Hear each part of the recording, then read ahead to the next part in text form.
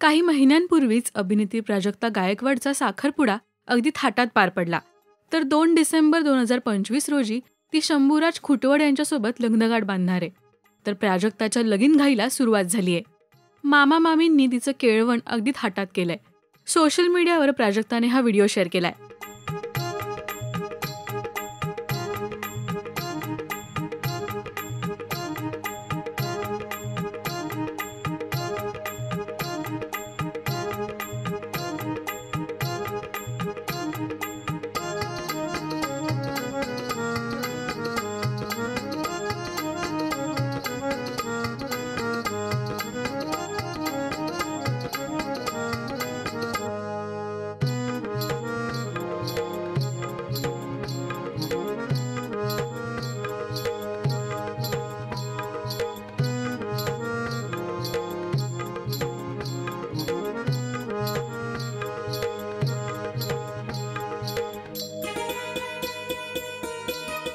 7 ऑगस्टला तिने शंभूराजसोबत साखरपुडा केला.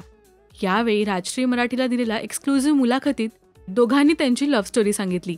त्यांचे सूर नेमके कसे जुळले याबद्दल काय म्हणाली प्राजक्ता पहा. नवीन देवघर घेण्यासाठी आम्ही जात होतो आणि सडनली ना एक असा एक मोठा ट्रक होता, मे बी तो ट्रक होता, तो आला आणि ते आमची गाडीला अशी थोडीशी धडक झाली. सो मला इतकं असं मी हायपर झाले की त्या ड्रायव्हरवर आम्ही चिडलो वगैरे की कळत नाही का वगैरे, मग तुमचा जो कोणी ओनर आहे त्यांना बोलवा वगैरे असं बोललो. आणि आम्हाला माहिती नव्हतं की हे ओनर आहे. ओके, बापरे. असं सगळं झालं आणि हो, इट्स फिल्मी आपण म्हणू शकतो. आणि मग हे जेव्हा आले तेव्हा त्या ड्रायव्हरला त्यांनी अशा फुल ऑन हिरो स्टाईल मध्ये 1-2 ठेवून वगैरे दिल्या. ऍक्च्युअली त्यांनी ड्रिंक केलं तेव्हा मला ते करावं लागलं. हा, ड्रायव्हरने एक्झॅक्टली. कारण तो म्हणजे तो खूप असं विचित्रच काहीतरी बोलत होता आणि आम्ही काय म्हणत होतो तेही त्याला समजत नव्हतं. आणि सेकंड थिंग म्हणजे मला हे प्रेशर होतं की आता गाडीचं तर नुकसान झालंय आणि मला नाईट शूटला जायचंय, तसंच मला शूटिंगला निघायचंय. सो ते आले आणि त्यांनी इतकी ती छान सगळी सिच्युएशन हँडल केली. ते म्हटले की तुम्ही टेन्शन घेऊ नका, मी स्वतः सोडायला येतो तुम्हाला सेटवर. असं झालं तर असं सगळं झालं. आणि त्याच्यानंतर आम्ही खूप छान फ्रेंड्स झालो. पण म्हणजे आता जेव्हा आमचं जमलं ना तेव्हा त्यांनी मला एक गोष्ट सांगितली की मी कधीच ताई वगैरे नाही म्हणालो म्हणजे तुम्हाला असं फ्रॉम फर्स्ट डे.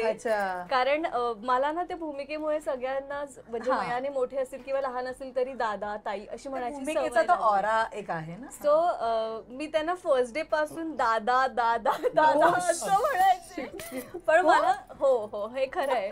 आणि जेव्हा त्यांनी मला हे असं सांगितलं की मी कधीच ताई नाही म्हणालो, मी मुद्दाम मॅडम म्हणायचो. कारण जेव्हा त्यांनी फर्स्ट टाइम मला बघितलं तेव्हाच त्यांना ते फिलिंग्स माझ्याबद्दल आले असावेत. ते आत्ता त्यांनी मला सांगितले खरं तर.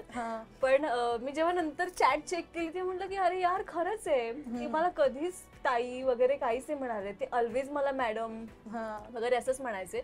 आणि नंतर मग काही दिवसांनी घरी वगैरे विषय सुरू झाला लग्नाचा, असं तसं स्थळं वगैरे. आणि फ्रेंड्स होतो आम्ही चांगले, अजूनही फ्रेंड्स आहोत चांगले. पण मग दादा आता मॅडम बोलणं बंद केलंय का अजूनही? बंद केलंय. आता बंद केलं, पूर्ण बंद नाही केलंय अजूनही. अच्छा. मग जेव्हा घरी विषय सुरू झाला की लग्नाचा वगैरे, मग त्यांनी विचारलं की असं असं. तर मग मी म्हटलं की हा डिसिजन मी नाही घेऊ शकत. म्हटलं तुम्हाला घरी येऊन बोलावं लागेल. मग ते घरी आले प्रॉपर, घरच्यांना विचारलं वगैरे. आणि त्याच्यानंतर घरी सगळे बोलले त्यांच्यासोबत की अशी अशी इंडस्ट्री आहे, फिल्म इंडस्ट्री आहे, हे क्षेत्र आहे, ते सोपं नाही आहे. मग त्याच्यानंतर ते सेटवर वगैरे यायचे. सेटवर त्यांनी सगळं बघितलं की कशा गोष्टी असतात. मग इवन लेट नाईट आपलं पॅकअप होतं किंवा ही खूप अशी ग्लॅमरस दुनिया आहे, पण ॲक्च्युली तसं नसतं.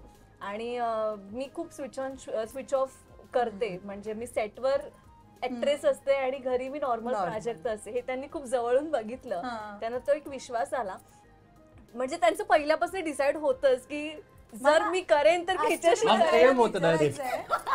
तुम्हाला शंभूराज आणि प्राजक्ताची जोडी कशी वाटली हे आम्हाला कमेंट्समधून नक्की सांगा. मराठी मालिका विश्वातील बातम्या, अपडेट्स आणि गॉसिपसाठी सबस्क्राईब करा राजश्री मराठी शोबज.